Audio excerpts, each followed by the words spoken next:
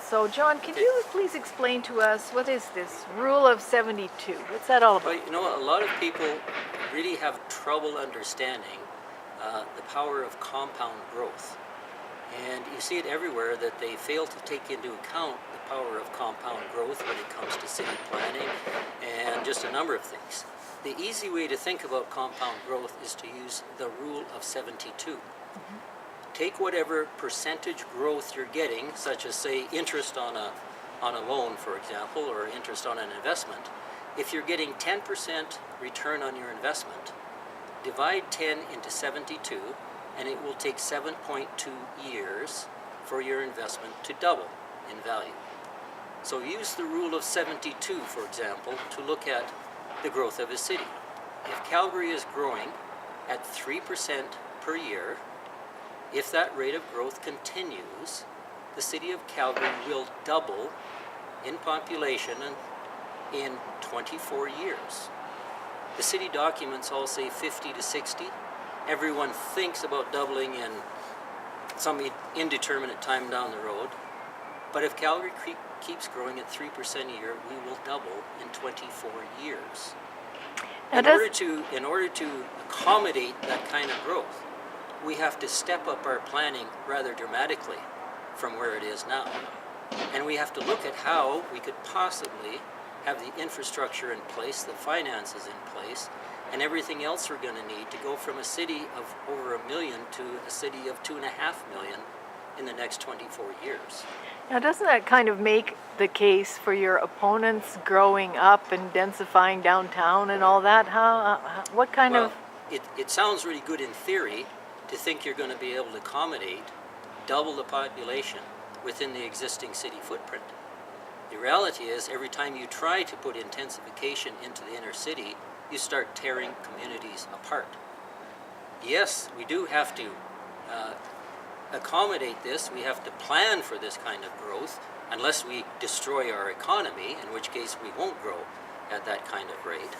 But the realities are that we have to grow out as well as grow up. It's not an either or, it's an and decision. Now, you also had mentioned earlier something about this house or houses that are completely off the grid, that don't even require very much or anything from the city. Can you tell us about that? There's an assumption inherent that is causing a lot of problems here, is that suburban growth is not sustainable. The suburbs are not sustainable. And that's an assumption. That's an assumption. Using modern technology, which is getting better and better by the day, using a different approach, taking a different mindset towards suburban so-called sprawl. The reality is that there are houses right now with nice backyards, beautiful homes, fit into any neighborhood, and they're completely off the municipal grid. They don't hook up to the city for water, sewer, or power. That's right here in Calgary? Right here in Calgary, we have one of the very best examples. Mm-hmm. It's up in Tuscany, and this is a house that is virtually off the grid. Mm-hmm. And if they really wanted to, they have a backyard to grow vegetables and food. They would be virtually self-sustaining. The technology is here. The ideas have been here for some time.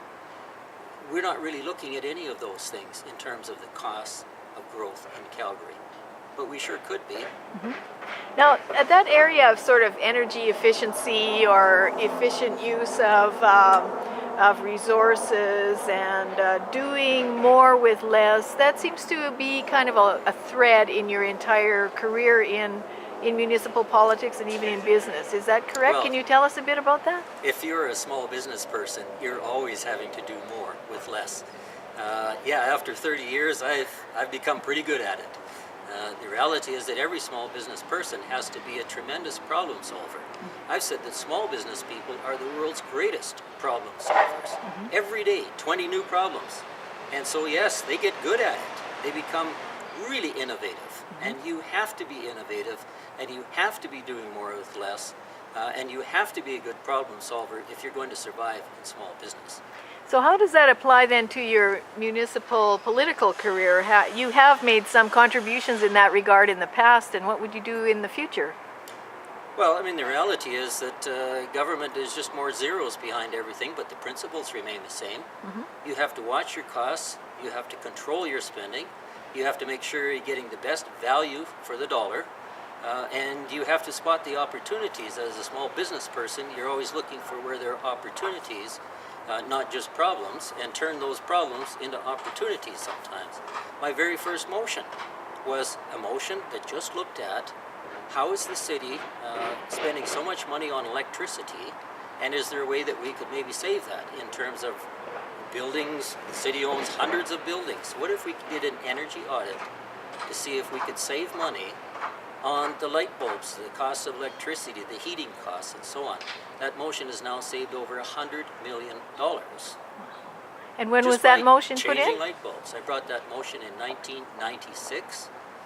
It was before the environment was sort of on everyone's radar and Kyoto and everything. It was just a small business person looking at the same problems and saying, where can we cut some costs here? Where can we get better value for the dollar? And I knew that there was new high-tech light bulbs out there that we were not using, were not being incorporated into city planning, and I knew they would save us millions of dollars a year just to change out those light bulbs to the new technology. Now, you've talked a lot about small business, but what about big business? I mean, the city has got a huge budget. There are many financial problems ahead of us. What qualifies you as to lead a big business when you talk so much about small businesses? Well, I love small business because it's so innovative and creative. Big business, on the other hand, has big resources and can do big things if it's mobilized correctly and directed correctly.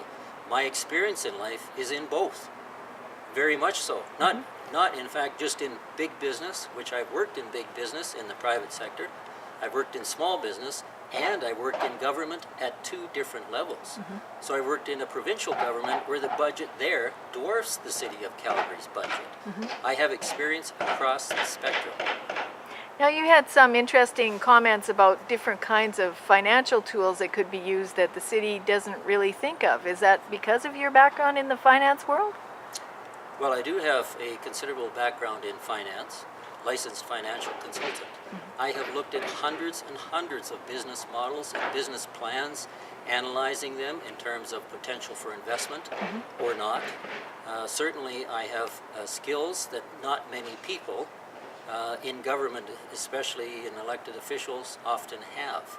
And so, yes, I'm able to look at systems such as, for example, a business model or a business finance thing that people tend to look at is zero-based budgeting. Well, zero-based budgeting is one approach. There are actually many approaches, but it really boils down to not just the idea, it boils down to the implementation. It boils down to the troubleshooting to make sure that it is properly rolled out and properly done. Zero-based budget will not work if the people who are involved in doing it don't do it properly, don't want to do it properly, don't believe in why it may help. And zero-based budget is only one of many sort of tools that you can look at. Okay, that's great. Thank you. Yeah. Okay. Okay, so you wanted to talk a bit about Marta Loop. Could you tell us a bit about your involvement here? When I first moved into this neighborhood, one of the things I immediately noticed 30 years ago was that it wasn't really a community. People didn't know their next door neighbors. There wasn't really a strong sense that this was a vibrant community. And I took a look at that and I felt it was a problem. And that's why I put thousands of volunteer hours into helping create what has become the Marta Loop. The vision that I had back then was that people living in the big city, it's just too anonymous. You don't know people. I said, and we're building all these bedroom communities we talked about back then, where people just go home at night to sleep, get up in the morning and drive back downtown to work. So I said, well, we have all these bedroom communities. Where's the living room? Where's the living room in this community where people can get out of their houses, get to meet their next door neighbors at night, mingle and mix and meet, and start building that social sort of networks that make a community feel alive, feel that you're part of the community, create a vibrant, resilient community. And so that's what we set out to do. I said the best place to do that would be to have the local small business district become the living room of the community. A place where people can get out and do shopping in the little businesses and go to the pub at night and get to know everybody. And so that's what we set out to build. I said essentially a small town atmosphere within a larger city. That's how you build community. And so why should people vote for you as mayor, Jon? And you'd have to wrap up this statement with, and that's why I'm asking for your vote, or vote for me, or whatever. So the reason I'm asking people for their vote in this upcoming election is that I do know what I'm doing. I have a long track record of showing that I know what I'm doing when it comes to solving problems, when it comes to doing more with less, when it comes to getting value for your tax dollars, and when it comes to just having a bigger vision of how we could make this a more vibrant, more resilient city, and for all of our citizens. I keep saying, to be really great, a city has to be affordable for everyone. And it just is getting worse and worse, the wrong direction. And I'm worried about our children's futures. I'm worried about the young people in Calgary getting opportunities which at the moment are not being capitalized on, and also the cost of living and the affordability for our young people trying to buy a new starter home, which is climbing out of reach financially, most of it emanating from decisions made at City Hall, which I think are not very visionary, are very short-sighted, and I believe that we can do a lot better. I know that we can do a lot better. So Jon, I think that one of the phrases we've been using is experience, integrity, and results.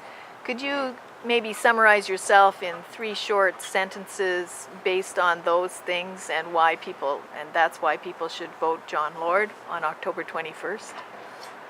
Well, in terms of experience, more than 30 years running successful small businesses, I have a great deal of diverse experience in running a business and meeting a payroll with my own money. I also have a great deal of experience as a community volunteer, thousands of hours put into helping create livelier, more vibrant, vital communities, of which the Marta Loop is probably the best example, but I've worked on others as well, Victoria Park. I said experience in government. Well, you don't have to guess about me. I have a track record. It's on the public record. I brought numerous initiatives that were very successful, financially, environmentally, efficiency. On the environmental front, one of my initiatives, ISO 14000, has changed the culture at City Hall.